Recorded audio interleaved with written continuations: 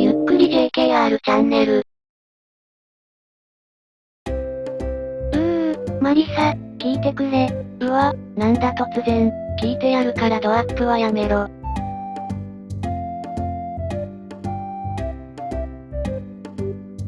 さすがマリサね、私の悩みを解決してくれるなんて。誰も解決してやるなんて一言も言ってないがな。聞いてやるだけだ。まあいいわ、とりあえず聞いてちょうだい。聞いて信ぜよう。なんか上からなのが気になるけど話を進めるわ。実は最近とあることを知ってショックを受けていたのよ。とあることとは？マリサ、聞いて驚いて腰を抜かさないでよ。なんと、あの超有名な、空論城が跡形もなく、なくなっているのよ。空論城ってあの香港にあった貧民街だな。そうよ。おかげで私が死ぬまでにやりたいこと100選のうち、一つが達成できないことが確定してしまったわ。あまり興味はないが、空論城に行ってどうしたかったんだ？そんなのかくれんぼに決まってるでしょ。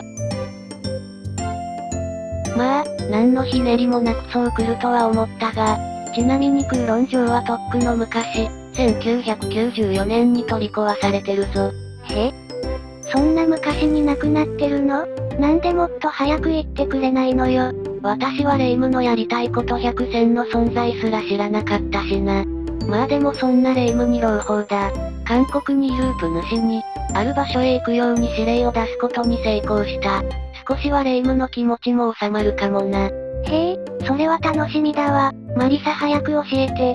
よし、では例のごとくウプ主に代わって私が解説するよ。今回解説する場所の名前は、九龍村だ。香港の空論城の空論地区と同じ名前じゃないか。まあ地名にあたる部分の漢字表記が同じってだけだけどな。韓国語では九龍の発音は、空論ではなくクヨンだ。村まで合わせてクヨンマウルと発音するよ。このチャンネルでは固有名詞については、なるべく現地の正確な発音を使っていきたいので、クヨンマウルとして解説していくよ。ところで地名が同じってだけでは何も面白くないんだけど、何か動画で紹介するほどのものがここにはあるの？あるぞ。クヨンマウルは韓国の首都ソウル最大の、スラム街なんだ。ウプ主自ら撮影の画像を元に解説していくよ。それは楽しみね。では早速見ていくよ。さて、それじゃあまずは入り口と思われる場所から入っていくよ。向こうの方に、掘ったて小屋みたいなものが見えてきてるね。なんか、緊張してきたぞ。そうだな、スラム街にありがちなバラックだ。ところでスラム街って危険なイメージもあるけど、ウプ主一人で行って大丈夫なの？すでにバイオハザードの世界に入ってきた感もあるけど。そんなの私の知ったこっちゃないわよ。はい。ではウプ主撮影の動画を見ながら聞いてくれ。よろしくお願いします。まずここクヨンマウルについては、日本でもネットで色々調べることもできるよ。でもそれだけでは単に韓国の闇的な、偏った情報ばかり目にすることになるよ。なのでウプ主がせっかく韓国に住んでいるのだから、現地でこそ手に入る情報を交えて紹介していくよ。面白半分とか、冷やかしではなく、住民が抱えている問題についても語っていくよ。単に貧しいということだけではないってことだね。そうだな。ちなみにここクヨンマウルは地理的には、韓国人の住みたい街ナンバーワンのカンナム区にあり、超一等地だ。それは驚きね。その辺に何か込み入った話がありそうね。とか話しているうちにメインストリートに入っていくぞ。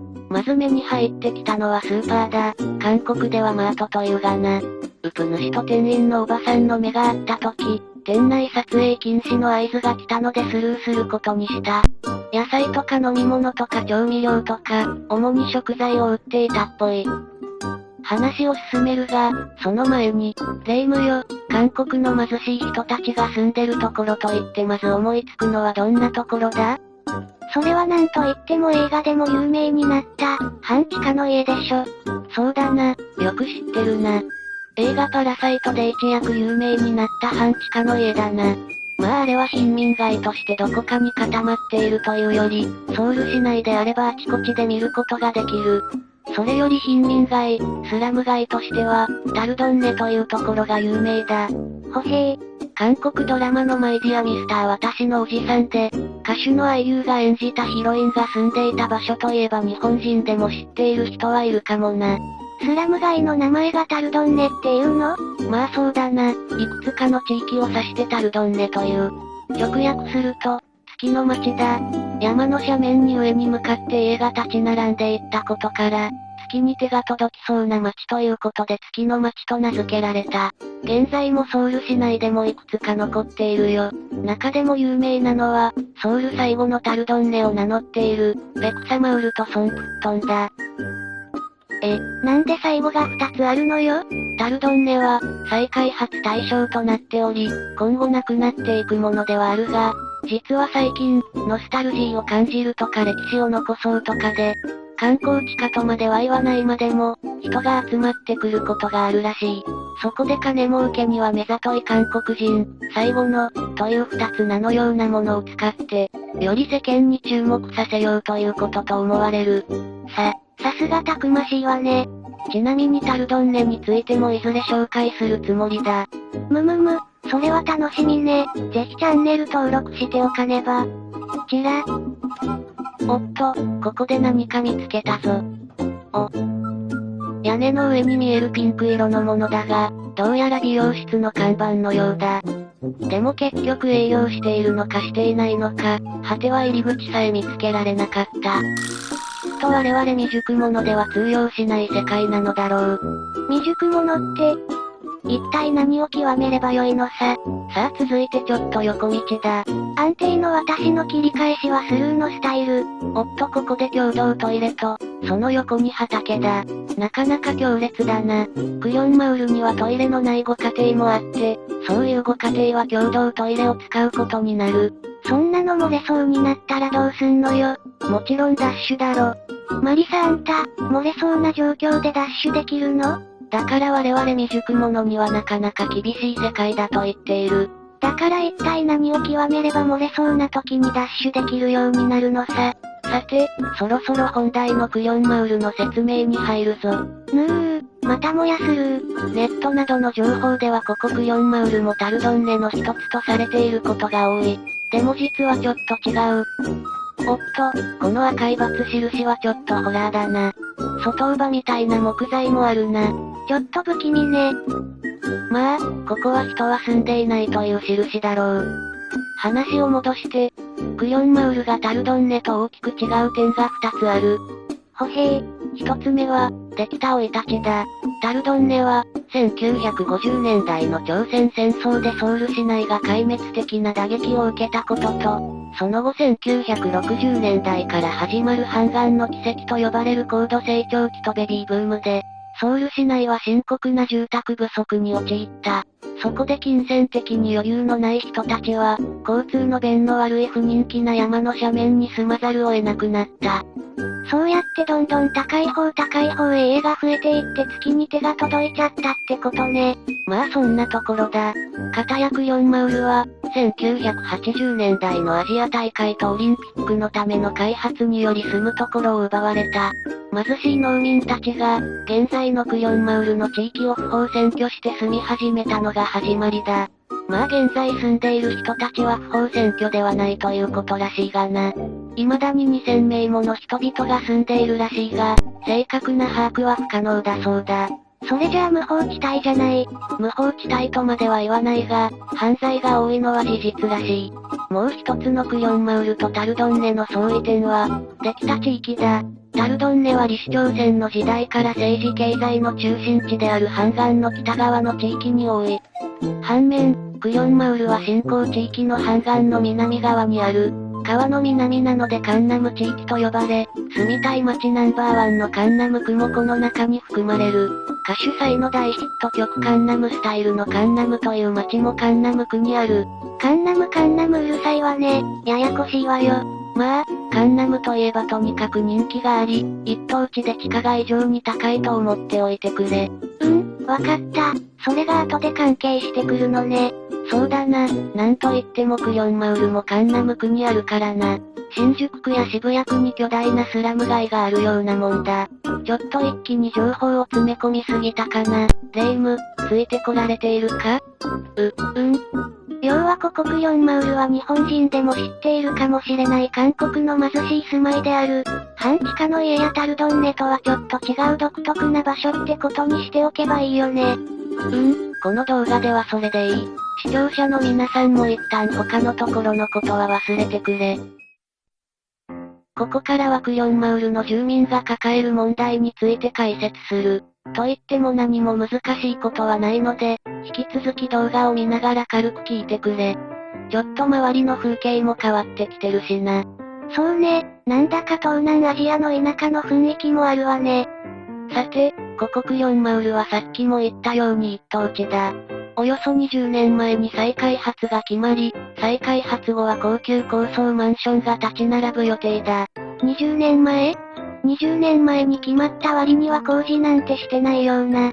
そこだ、よく気づいたなレイムよ。全く再開発など進んでいない。原因はよくある話だが、住民が真っ二つに割れている。まあよくある話ね。でもここで出てくるのが韓国あるあるなんだ。ほへー。真っ二つに割れている住民の第一グループは、開発反対派だ。おっとここでまた公衆というか共同トイレだな。こっちは比較的新しいな。男女も明確に分けられているな。それでその開発反対派なんだが、ここに属する人たちは、当初からこの地域に住んでいる人たちだ。この人たちは、こんな住まいではあるが住居費ほぼゼロでカンナム区に住み続けたいと思っている。そしてもう一つのグループは開発推進派だ。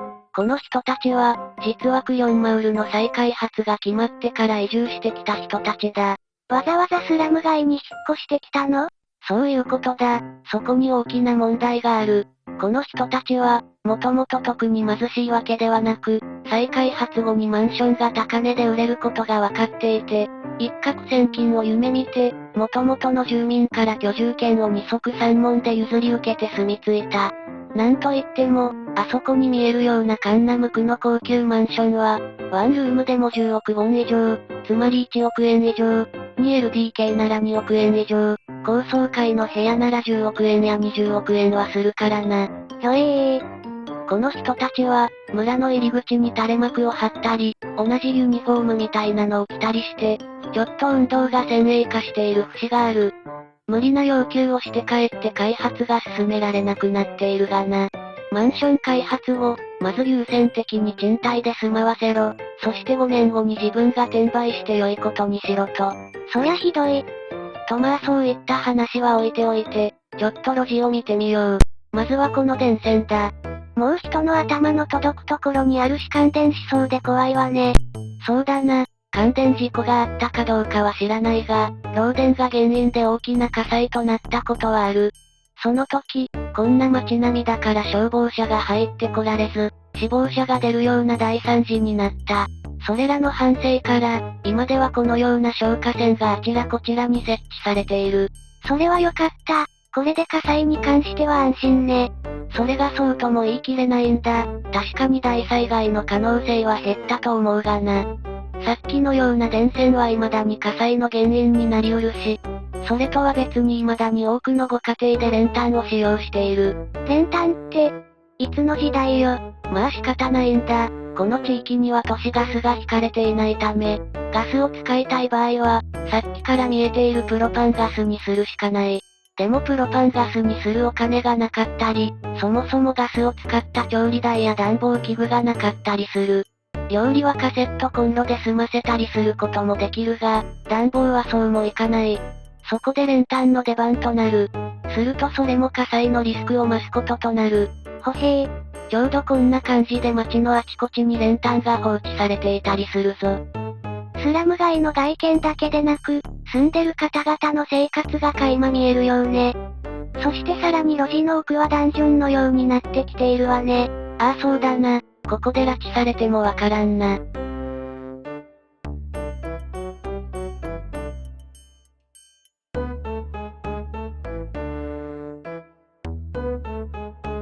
ここには教会があるな。運神教会と書いてある。運は恩、神は神、もしくは人の名前かも。ちなみに韓国人は結構宗教に熱心だ。やっぱり仏教やキリスト教が多いのかな？その通りだレイムよ。国民の半分は何らかの宗教を信仰している。そしてそのうちの半分が仏教、残りの半分がキリスト教というのがざっくりの感じだ。日本と比べるとキリスト教が結構多い感じね。もちろんカトリックとプロテスタントが中心だが、キリスト教を由来とした怪しげなものも多数存在するらしい。そしてウプ主は頂上というか、行き止まりというか、最果ての地と思われるところに来たよ。森の中って感じね。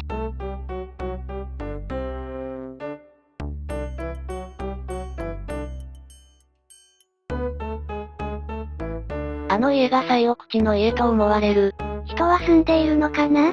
どうだろうな。さらに奥の方はもはやゴミ置き場みたくなっているな。廃墟とかした物置もあるね。まさか家じゃないよね。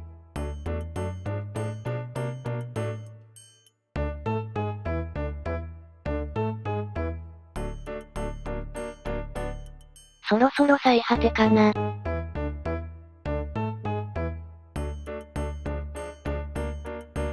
どうやらここが最果ての地のようだ。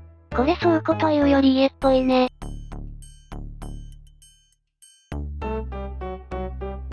なんか大きな獣小屋もあるな。ひえー、まさにバイオハザードじゃない。地に植えたゾンビ犬が出てくるんじゃない？ゾンビ犬など出てくるはずはないが、犬に目をつけたのはなかなか良いぞ。おそらくこれは、過去食用犬を飼っていた獣小屋と思われる。犬を食べるの？そうだ、犬を食べる。韓国内でも犬食に対する批判は大きく、だいぶ減ってきているが、既得権者がいる限り今後もゼロにはならないだろう。ほへー。さて、最果ての地から下っていくことになるが、この辺はクリョンマウルの中でも裕福な人たちが住むエリアだ。そう言われると比較的家が大きめで小ざっぱりしている気もしてくるね。さしずめクリョンヒルズってとこだな。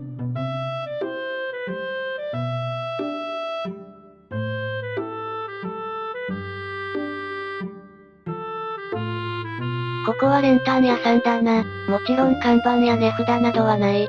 お客さんは顔見知りだけだろうし、それで問題はないんだろうね。ちょっと危なそうだけど面白そうな橋を見つけたので、せっかくなので渡ってさらに路地に入っていくよ。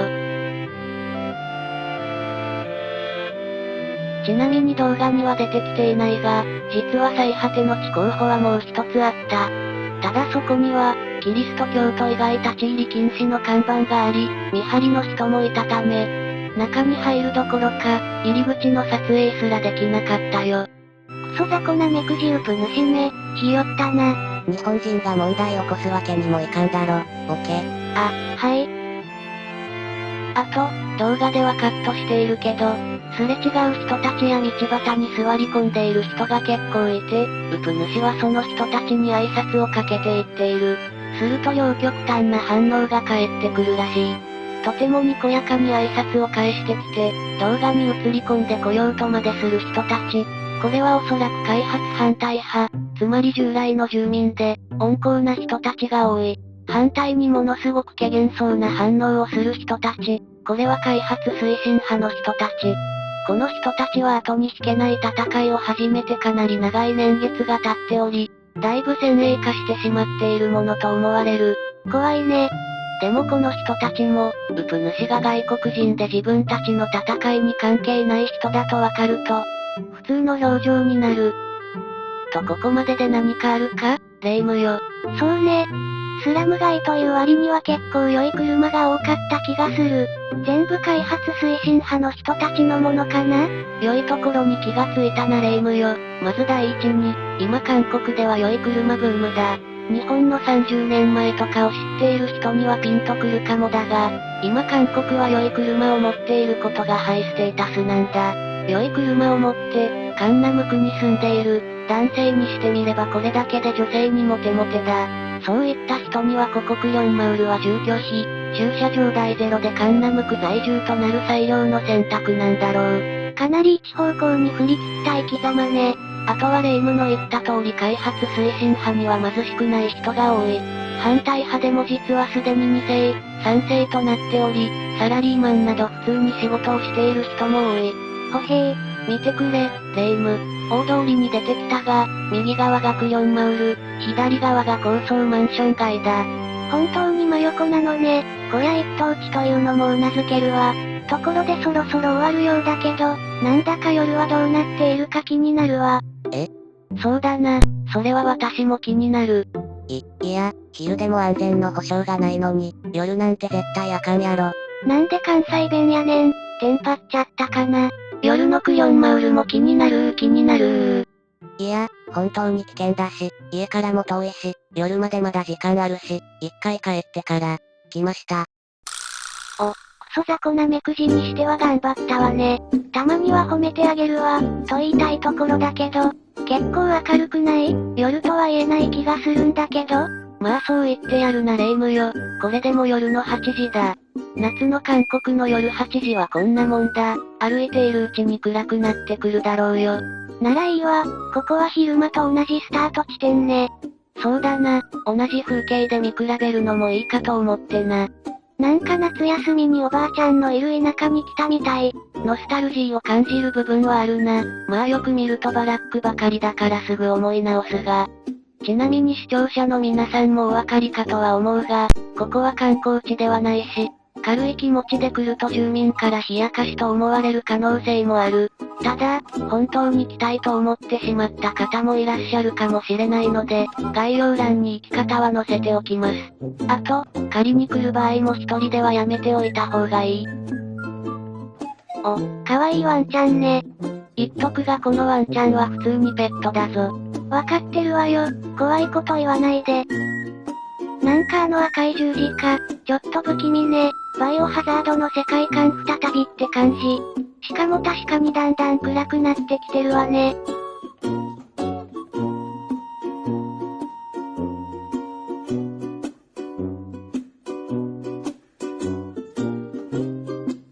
昼間も見たトイレだけど、電気はつかないようだ。それはまた難易度高いわね。ここにも赤い十字架だな。これは教会の場合もあるしキリスト教徒の個人宅の場合もある。ここは個人宅のようだった。それと、万が一クリョンマウルに行くことになった場合のアドバイスが一つある。教えてちょうだい。簡単なカジュアルで良いので、登山もしくはハイキングをする格好をしていくと良い。実はクリョンマウルの隣には、デモ山という、ハイキング気分で登ることができる山がある。万が一危ない目に遭いそうになったら、外国人丸出しで、デモ山をディエよ。デモ山はどこですかといえば、道に迷ったかわいそうな外国人と化すことができ、その場をやり過ごすことができる。実際にウプ主もいざという時のために、そういった心の準備をしている。本当にそれがうまくいくかはもちろん保証できないが、ウプ主は絶対にうまくいくという自信を持っている。相変わらずおめでたいわね。ところでマリサ、いつの間にか路地に入っているようだけど、暗いわね。さすがにちょっと怖くなってきたわ。そうだな、これだけ暗いと足元もおぼつかないな。まあしばらく様子を見守ってみよう。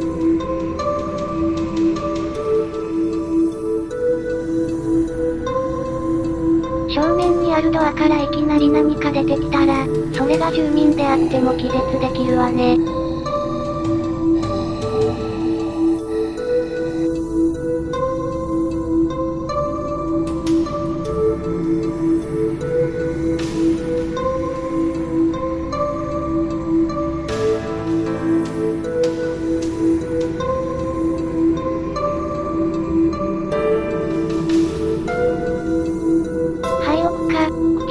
駐車場って感じね。金田一耕助でも出てきそうだわ。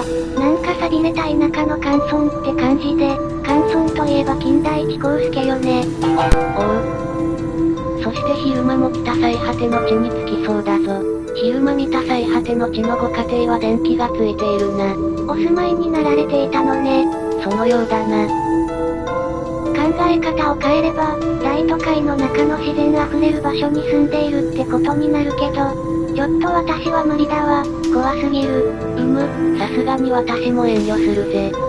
さて、クソ雑魚な目くじのウプ主は最果てまでいけるのかな。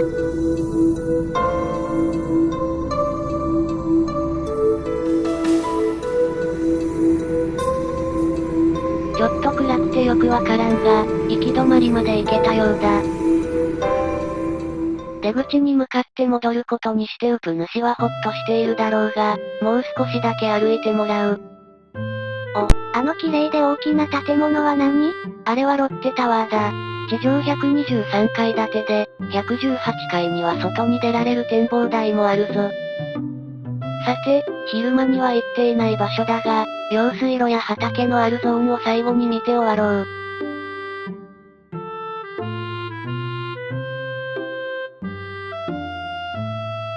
もうここまで来ると、危険かどうかより単純に暗くて怖い。夢にも出てきそうだ。道があるのかどうかも見えなくなってきた。だらしないわね。今後も色々なところに行ってもらうんだから、もう少し気合い入れなさいよ。まあでも確かにもう道も見えないわね。今回はこれぐらいにしておいてあげるわ。ということでお送りしてきましたクヨンマウル。皆さん楽しんでいただけたかな？私は楽しめたわ。ウプ主も頑張っていたわね。あの調子なら、クヨンマウルに行きたいけど一緒に行ける人がいない場合、ウプ主に頼めば一緒に行ってくれるかもね。まあ役に立つかはわからないけど、希望があればダメ元でコメント欄にでも書いてみてちょうだい。あ、いや、何かあっても責任取れないんだから、余計なこと言うな貧乏見込め。